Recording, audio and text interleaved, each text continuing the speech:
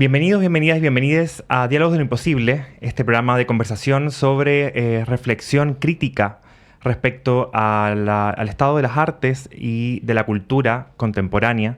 Y en esta oportunidad, este programa que está dirigido y también producido por la Dirección de Creación Artística de la Vicerrectoría de Investigación y Desarrollo de la Universidad de Chile, les invitamos a hablar sobre un tema que nos convoca hoy día.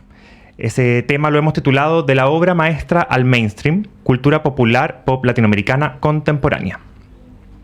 Y para reflexionar sobre estos temas, ¿no? quiero partir con una reflexión inicial que tiene que ver con esta hiperproducción de imágenes en la que nos encontramos hoy día en este mundo neoliberal, donde corren, circulan con mucha rapidez las imágenes y cómo eso ha transformado también la forma en la que se recepcionan desde las audiencias, desde el consumo cultural, cómo eso también ha permitido que ciertas imágenes que antes se consideraban banales, que se consideraban propias del desecho, hoy día puedan abrir un espacio, ¿cierto?, a la investigación y la reflexión crítica, también a la producción en obra desde los artistas y los gestores culturales.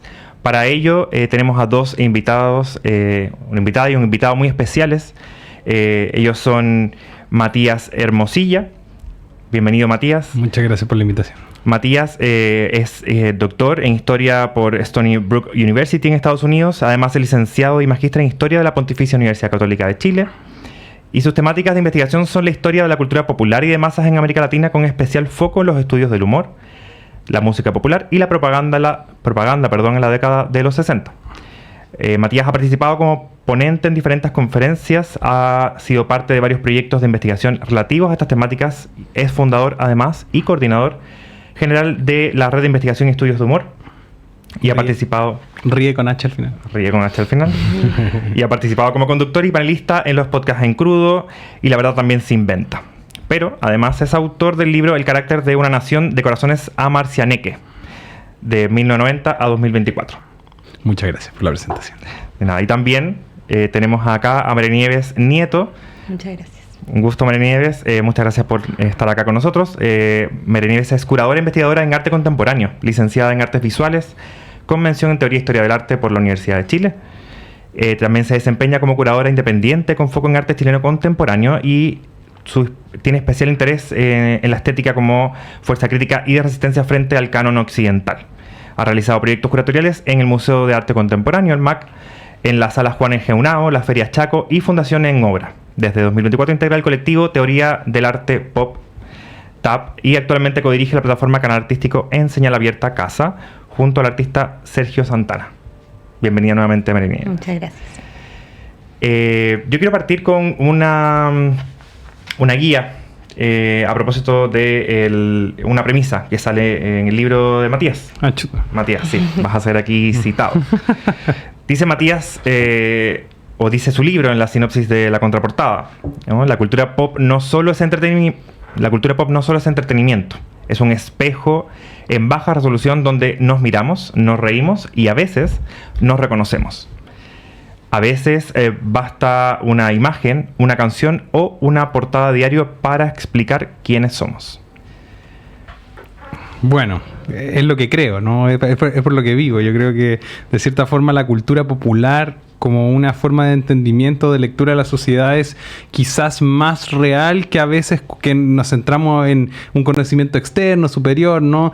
De cierta forma, creo que las sociedades en el tiempo, y yo creo que la sociedad reciente, ¿no? Desde el 90 hasta ahora, tenemos una avidez por entender, o que estamos súper, ultra, mega mediatizados. Entonces, esa cultura que para, no sé, los profesores universitarios en los 90 no era una cultura deseable o estudiable, hoy en día se transforma en lo que más nos denota o puede señalar cosas. Es decir, podemos leer problemáticas políticas, de visiones de género, de temperamento de una sociedad a través de, no sé, por ejemplo, el Festival de Viña, ¿no?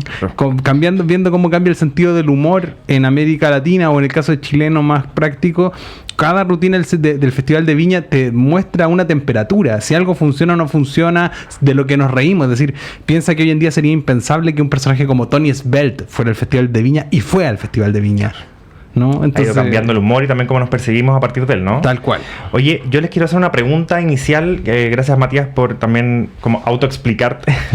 Eso es muy decidor y también nos permite abrir la conversación en este capítulo. Pero quiero también partir con una pregunta a ambos, que me respondan. A partir de esta frase, ¿no?, que suena muy grandilocuente y rimbombante, cultura pop latinoamericana contemporánea, ¿qué artista, objeto, frase, incluso gesto, si quieren, les aparece primero en su cabeza? ¿Una obra, un meme, una canción, una imagen viral, por ejemplo? Hay hartas cosas igual.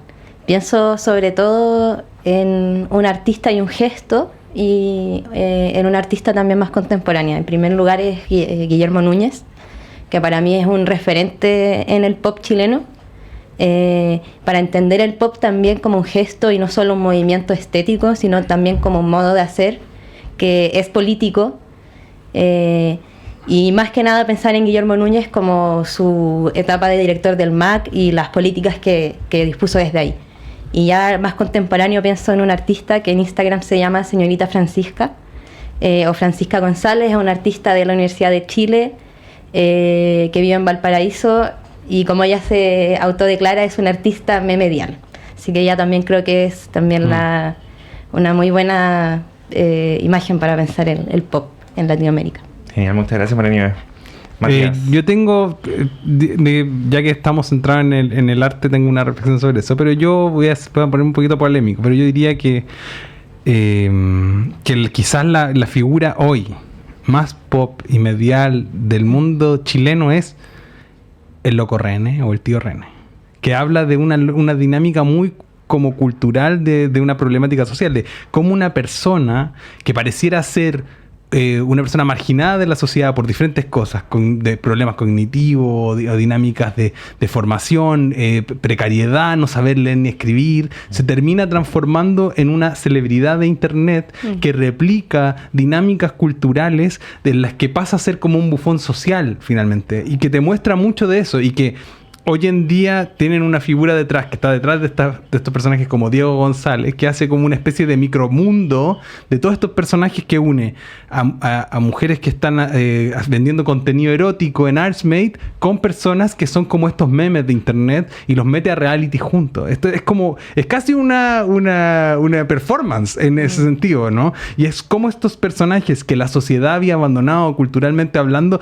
terminan entrando al centro de la conversación. Eso me parece que es como una síntesis de lo que pasa con la sociedad mediatizada de internet. Cualquiera que está en su casa, que sube una foto, que graba un video, se puede transformar en un sujeto de consumo y en un sujeto de conexión. Y para conectar eso con el arte, por ejemplo, hay un artista que tengo la suerte que sea uno de mis grandes amigos, que se llama J. Ampuero, y Juan Carlos es una persona que lo que hace es retratar momentos de lo cotidiano en sus pinturas. Él trabaja con témpera, y lo que hace es retratar momentos de lo cotidiano y los transforma en una cosa sagrada, ¿no? Como la caja de leche, ¿cómo se llama? Una mano echándose jabón en la mano, un cumpleaños de los 90, como con toda esa parafernalia. Es como también retratar esos momentos de cotidianeidad que parecieran no ser tan importantes, y los transforma finalmente en un momento sagrado dentro de lo profano que son.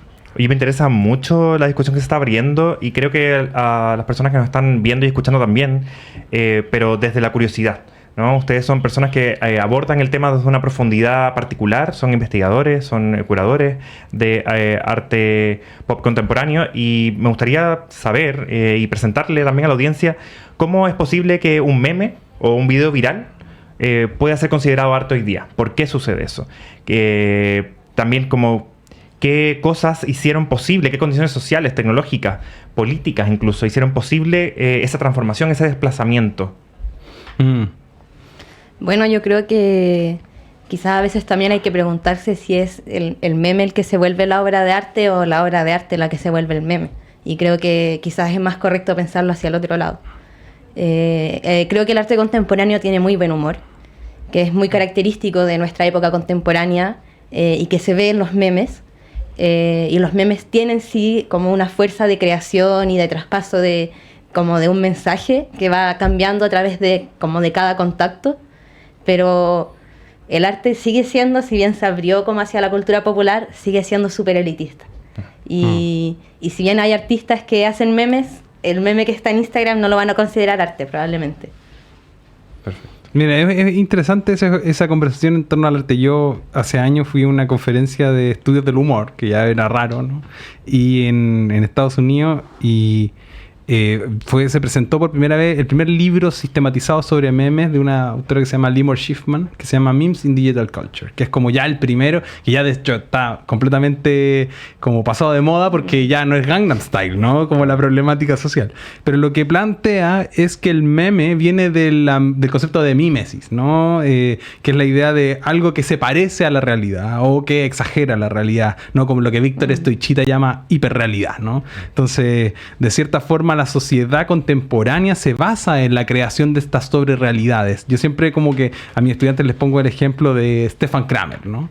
Que hace que, por ejemplo, en personajes como Salaquet nunca hizo ese que hacía Salaquet supuestamente en el personaje de Kramer, pero es tan fuerte la creación de esta imagen que va sobre la imagen real que nos modifica la forma en que vemos a esa persona, que le exigimos que haga ese sonido. Entonces, hoy en día el meme o la forma en que se aproxima es que esa figura viral se moldea al nivel de modificar el resto y modificar el arte y modificar todo. Claro. Nos modifica la forma que nos referimos. La gente habla con frases de los personajes virales. Como antes las sacaban de las teleseries o las sacaban de un programa de tele, ahora, no sé, la gente dice querís todo porque René Puente dice eso o lo que sea. De cierta forma, cada uno, o buenardo, o conceptos que están en el habla popular, son adaptados también de esta hiperrealidad que sobrepasa los espacios en cómo entendemos la lógica de lo cotidiano.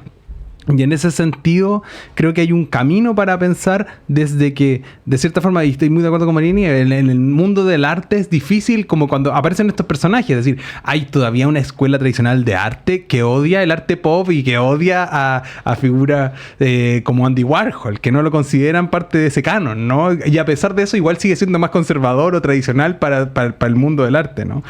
Y sobre eso me gustaría, porque claro, aquí se genera todavía una resistencia, ¿no?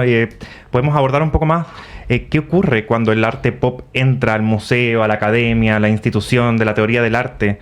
¿Por qué todavía genera estas resistencias? ¿Cómo creen ustedes que se adapta, si es que es así? ¿Y cuáles son esos límites también?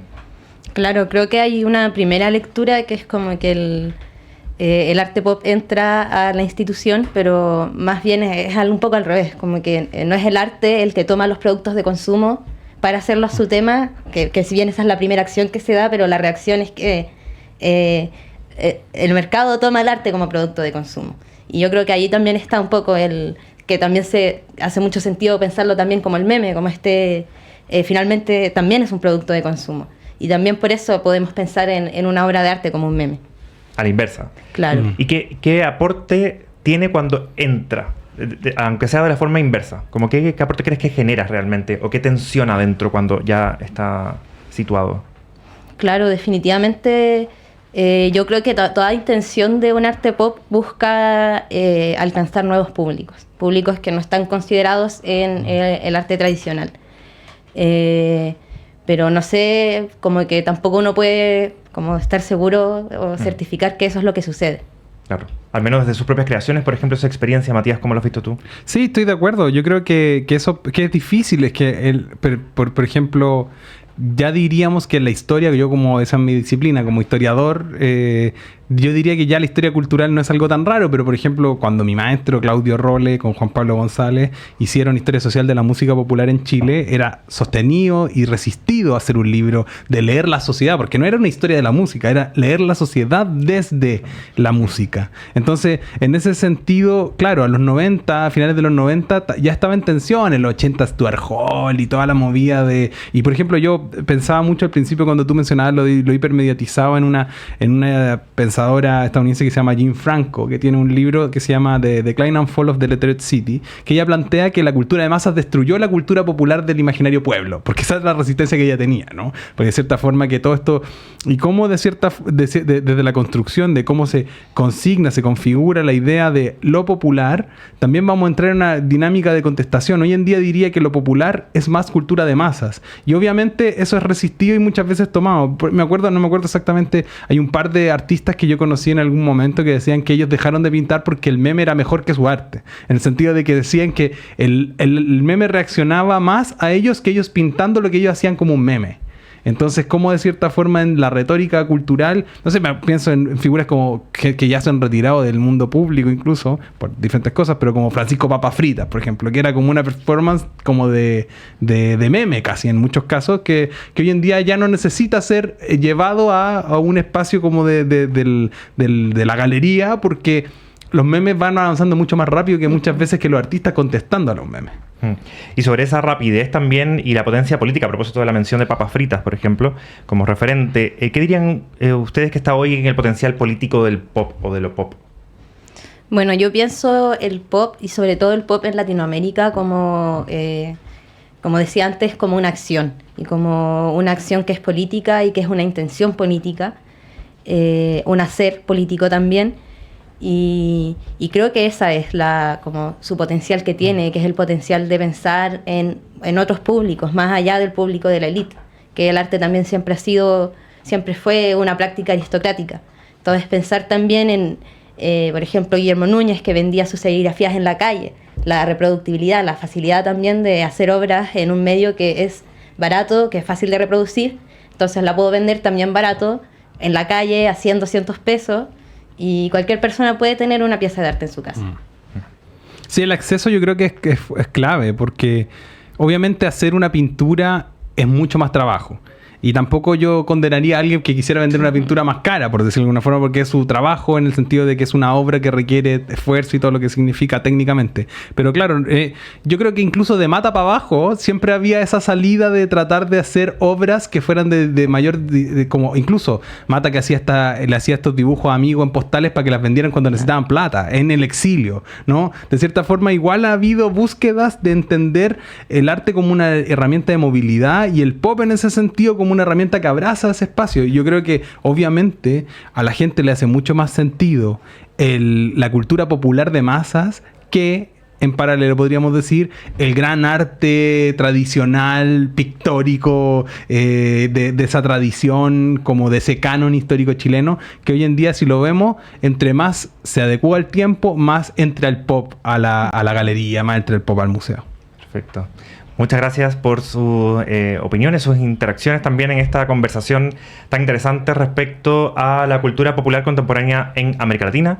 Este episodio llamado De la obra maestra al mainstream va a continuar después del receso, y así que nos seguimos escuchando y viendo después de la pausa.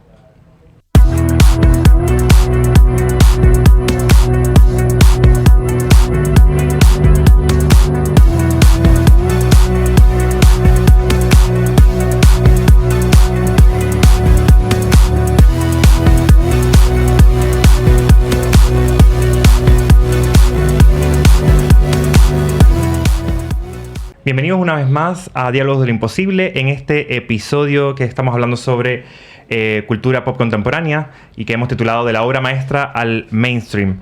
Estamos acá junto con Mari Nieves Nieto y también con Matías Hermosilla. Mi nombre es Carlos Carrasco, soy periodista de la Dirección de Creación Artística de la Vicerrectoría de Investigación y Desarrollo de la Universidad de Chile, y les estamos convidando a sentarse en esta mesa junto a nosotros a explorar, ¿no?, sobre los límites y también las potencialidades respecto al arte contemporáneo popular. Entonces, para continuar esta conversación, les quería preguntar también respecto a esta hiperproductibilidad de la que estábamos hablando en el bloque anterior, y hacerles la pregunta sobre lo que tiene que ver con el plagio, ¿no? Se habla mucho respecto al arte pop, del remix, del sampler en la música, de la interpolación, intertextualidad en la literatura. Me gustaría saber qué creen que tensiona, cuáles son los discursos que se ponen en pugna allí cuando eso empieza a generar problemas, ¿no?, para ciertas consumo del arte, para cierta producción del arte, ¿no? Tú recién, Matías, también estabas mencionando sobre que hay una diferencia, una distancia con respecto a la producción más clásica, ¿no?, donde la singularidad, la excepcionalidad, el aura también, ¿no?, como se mencionaban en algunos textos, se quiebra. Claro, esa excepcionalidad hoy en día se busca un poco en eso de ser lo mainstream, que es una excepcionalidad que es la moda del momento y que dura un tiempo. Y yo creo que quizás ahí es cuando, sobre todo en el arte, se da el plagio, cuando estás buscando hacer una obra que tenga un shock y alguien más ya lo hizo y tú sabes que tiene un shock. Claro. Es interesante el punto porque yo creo que hoy en día hay dos patitas que tienen que ver con esto. Hay una cita, la cita es siempre relevante y siempre importante, ¿no? Desde los cuadros que referencian a otras figuras, incluso la utilización de una marca como una herramienta, piensa en Warhol, como en la sistematización o llevar al extremo el tomar una imagen publicitaria y transformarla en una obra de arte supuestamente. No, en ese sentido. Y en este imaginario yo creo que hay el lugar cuando hoy en día la gente acusa de plagio es cuando alguien agarra el trabajo de otra persona y lo vende como por parte propia. Es decir, yo agarro un dibujo de un artista o una pintura de alguien, lo agarro y lo empiezo a imprimir en cuadernos, lo empiezo a imprimir en poleras, lo empiezo a comercializar. Hoy en día yo creo que no hay tanta gente que se moleste con que alguien ponga una foto o un dibujo de ellos de fondo de pantalla en el celular o en un espacio común. Oye, como que el problema en ese caso, o lo que podríamos considerar el plagio, es cuando tú utilizas eso y te enriqueces en base al trabajo de otra persona. Y lo otro, y que es lo más polémico hoy en día, que no hemos tratado todavía, pero que es la inteligencia artificial como la generación automatizada de, yo lo que llamo, es como de saber común. ¿A qué me refiero? La inteligencia artificial nunca va a hacer respuestas creativas, porque lo que hace son respuestas genéricas, porque responde a cada una de las obras que están alrededor y reacciona, y lo transforma en un producto fácil y sintético, sin mucha reflexión. ¿Qué pasa con esto? La obra en ese sentido, muchas veces la inteligencia artificial lo que hace es esta generalidad transformarla en obra y claro, la gente se queja, pero si vamos al fondo, figuras como Salvador Dalí, a quien Breton llamó Ávida Dólar, sacando el nombre de Dalí, haciendo una deformación del nombre, porque finalmente hay gente que sí le interesaba vender el arte por venderlo. Es decir, fue tanto que Dalí dejó cientos de hojas firmadas para que le pusieran fotos encima de litografía, de lo que fuera. Por eso hay tantos Dalí en todos lados. Entonces, de cierta forma, ya hemos venido desde mitad del siglo XX viendo cómo es el tema de la mercantilización, la comercialización de eso. Lo que es muy bonito en ese sentido es el otro lado. Es cuando un artista dice, quiero que este arte esté a la mano de cualquier persona. Y en vez de solo hacer pintura, hace risografía, serigrafía, impresión. Incluso impresión en fine art que pueden ser más caras. Pero de cierta forma es cómo construyes una retórica de eso. Y yo creo que el plagio está en cuando una persona se apropia de algo que no es lo propio para enriquecerse, ¿no? Bueno. Hablabas sobre estos, ¿no?, referentes como Dalí, ¿no?, de la hiperproducción de su obra y cómo impacta eso también al mercado. Me gustaría también tocar ese punto a propósito de la IA, ¿no?, de la reproducción como infinita de imágenes que vemos ahora en el día a día. Pero también como otros hitos anteriores, ¿no? Como el NPC, en lo que fue la época de la pandemia. ¿NFT? NFT, muchas gracias por la corrección. Y qué espacio ocupa hoy, la producción industrial y el consumo capitalista en el estudio de lo pop, ¿no? Porque eso se ha ido transformando, como tú nos das un referente más antiguo. Está esto que pasó en la pandemia y también ahora la IA, ¿no? Y siempre como con un discurso, al menos desde lo público, reticente, ¿no? Como está pasando cosas, y me imagino que tiene que ver porque el mercado se toca, se transforma, y aquellas personas que tienen galerías, que tienen sustento económico también depende, ¿no?, de esta circulación centralizada y también como controlada, se empieza un poco a desbordar. Claro. ¿Cómo lo ven ustedes desde sus propios ámbitos? Claro, siento que igual ahí se va tramando a lo largo de la conversación, como conversamos del meme, y se va tramando lentamente como finalmente el plagio y como finalmente es como que se busca este shock que sabemos que vende hoy en día, que es un producto de consumo que va a vender en el mercado, pero que finalmente se produce por eso, y se produce, el arte hoy en día, la pintura se convierte en una marca. Claro, yo creo que no sé, se me fue la idea en realidad.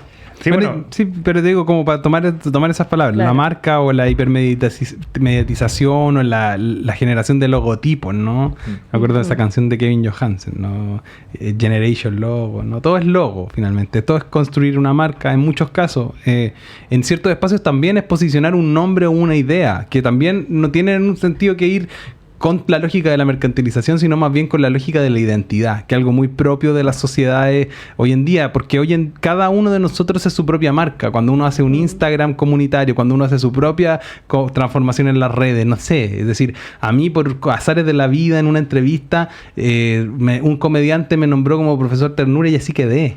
Entonces, puedo tener todo, como yo, y de cierta forma, un poco en la conversación o en la apertura de ámbitos, tiene que ver con eso. Hoy en día no tenemos que performar la hiperseriedad para ser académicos, académicas de este ámbito. Y podemos construir un poco, pensar eso desde otro lado, ¿cachai? Y en ese sentido, si pensamos en el mercado, en lo hipermediatizado, obviamente está a la mano. Todo se puede vender hoy en día. Y todo se puede transformar en una marca, en un sello. Pero lo interesante es pensar que cómo eso puede ser justo dentro de la lógica de compartir algo. Y hay una cosa que no hemos tocado, que es como la respuesta a la IA, que es que la gente que mayor acceso tiene económico a algo, no quieren cosas repetidas, quieren el único y el original. Por eso el NFT funcionó, porque te daba una cadena de código que te decía que esto era tuyo y era solo tuyo. Y era propio. Y es porque eso, la gente no quiere, como decía Joan Manuel Serrat, jugar con cosas que no tienen repuesto. La gente que quiere quedarse con esas cosas propias en la casa. Por eso hace unos años hubo una polémica de un tipo que se robaba las esculturas de la calle o de los mausoleos, sí, para tenerla en su casa. Porque la gente, en ese sentido, la gente desde el mundo más de la élite cultural, diría, que valora la posesión del arte, quiere tener ese original. No quiere una risografía o una obra de arte que está repetida en otra parte. Cierto. Y respecto a la identidad, Matías, queremos también abordar en este episodio qué implica analizar la cultura pop desde América Latina, desde lo situado, desde nuestro contexto específico, frente a los relatos y los mercados también europeos, norteamericanos, ¿no? Que son también quienes suelen generar estos avances tecnológicos en donde transforman los medios, en donde se produce también arte y cultura de masas. Sí, para partir en esa línea, yo creo que el lugar de enunciación es vital. Y hoy en día más que antes. Yo lo digo también porque yo dentro de mis otras cosas trabajo con artistas, con músicos, ayudándolos a construir la propia lógica de comunicación de su visión de cómo quieren compartir una obra, cómo construir el relato de la propia.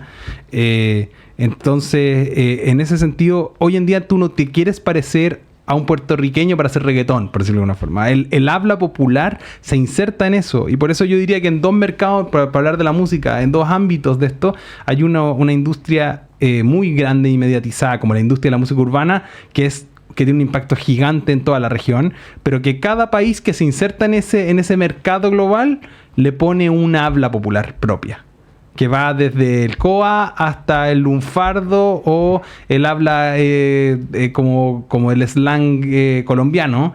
Y en paralelo, una industria que no es una industria, que mi tesis está, que es que yo creo que el indie no es una industria, sino es una feria artesanal, pero lo digo no peyorativamente, sino que es un lugar donde los que hemos estado involucrados en ese ambiente tenemos que vender tickets, tocar, cocinar, hacer de guardia, porque finalmente funciona todo así, como cuando uno va a una feria artesanal donde va y hay un artesano, una artesana, sí, que hizo su obra, su joya, que puede ser muy preciada, que se puede valer lo mismo. Si yo la pongo esa joya en un mall del sector oriente, va a valer 15, 20, 30 veces lo que vale en la feria artesanal, pero en la feria artesanal yo mismo tengo que empaquetarla, yo tengo que hacerla, tengo que marcarla y enviártela. Claro. Y en ese sentido, eso habla mucho de la escala latinoamericana. La escala latinoamericana es hecha a mano.